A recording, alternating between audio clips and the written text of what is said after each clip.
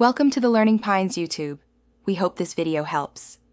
You start by selecting your text object and immediately enter edit mode. This is where the actual characters change. Once done, use object data properties on the right to type new text, change alignment, and adjust spacing. Next, head to the font section to load a custom font and tweak size and character spacing so the shape reads correctly.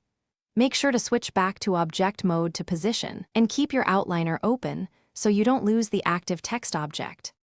Once you have the base text, you'll often convert it to mesh to access detailed geometry. Do this only when necessary because it stops live font edits. After conversion, enter edit mode to clean topology and remove extra verts.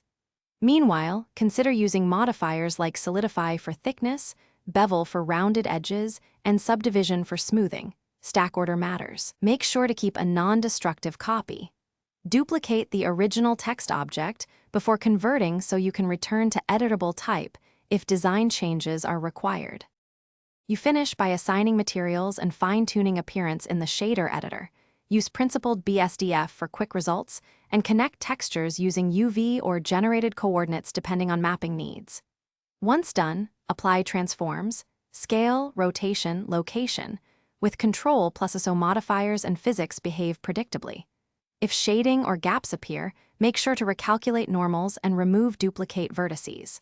Lastly, if text behaves oddly, check